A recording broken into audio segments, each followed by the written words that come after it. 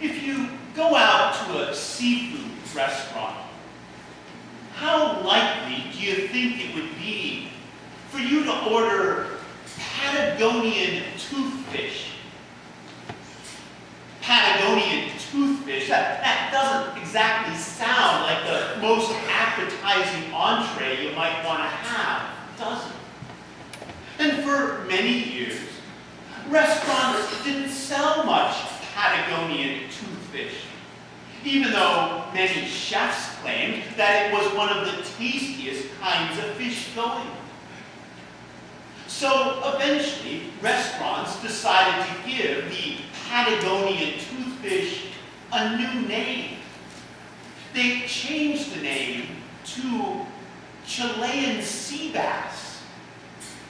And guess what? With that new name, with that new identity, Chilean sea bass is now one of the most popular kinds of fish in restaurants around the world.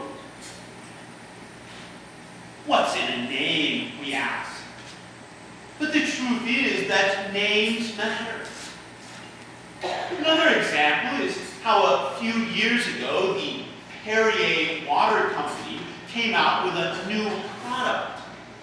It was bottled water that had carbonation inside of it. But the name they gave to their product, the name they put on the label, was water with gas. Well, guess what? Most Americans didn't want to buy gassy water. But then Perrier gave their product a new name, a new identity. They called it sparkling water. And guess what? Sales of sparkling water have gone through the roof. In the same way, many people in the entertainment business realize that you need a good-sounding, memorable sort of name to get to the top. After all, how many people would pay money to go to a concert to listen to the music of Richard Starkey? Who's Richard Starkey? But how many people over the years have paid money and gone to concerts to listen to the music of Ringo Starr? Yet it's the same person, but with a different name. Or when you hear the name Norma Jean Mortensen, what kind of image comes to your mind? Probably not much of an image at all. Because that name, Norma Jean Mortensen, sounds like a rather plain Jane sort of name. But what image comes to your mind when you hear the name Marilyn Monroe? The reality, though, is that's Norma Jean Mortensen, but with a different name. Or how many people do you think would be intimidated by someone with the name Terry Jean Bollea? Not too many, I think. And you probably wouldn't think that someone with the name of Terry Jean Bollea would have much of a future in wrestling. But with a new name, with a new identity, Hulk Hogan did rather well for himself. Here in this passage that we listen to today from the prophet Isaiah, we hear some of the best news in all of the Bible. Because here in this passage, God tells us that not only does God love us and God cares about us, but that God also knows us. That God knows us by name. And that is one of the things that we especially remember and celebrate on this Sunday. This Sunday that we know as Baptism of the Lord Sunday. You see, in baptism, naming is important in at least two ways. First, in every baptism, the minister asks the person being baptized, or the parents of the child being baptized, what their name is, what name the family has given to them.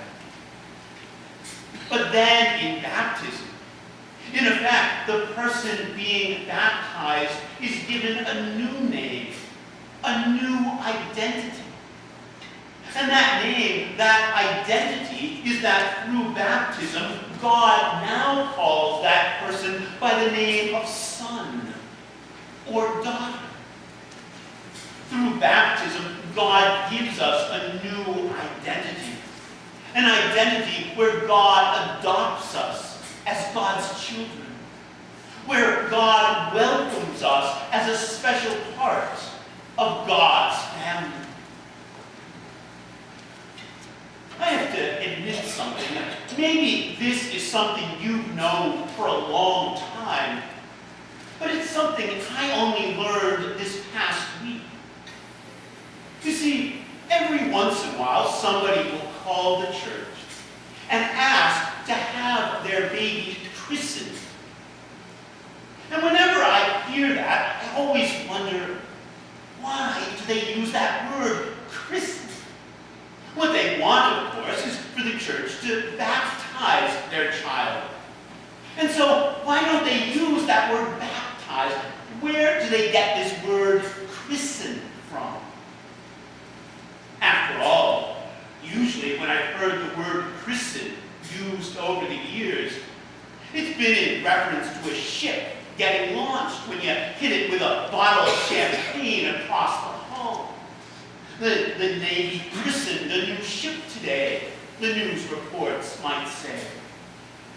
But the thing is that when a ship is christened, not only is that the time when they hit it with a bottle of champagne, but that is also the time when they officially give that ship its name. But the thing is, and what I learned this past week, is that to christen someone literally means to Christ in them. Although I've seen that word christen for most of my life, it never really dawned on me that at the root of that word christen is the word Christ. So when we refer to baptism as christening, what we're saying is that when we are baptized, when we are christened, we are being Christed. With that water, we are having the name of Christ put onto us. With that water, we are being given a new name, a new identity.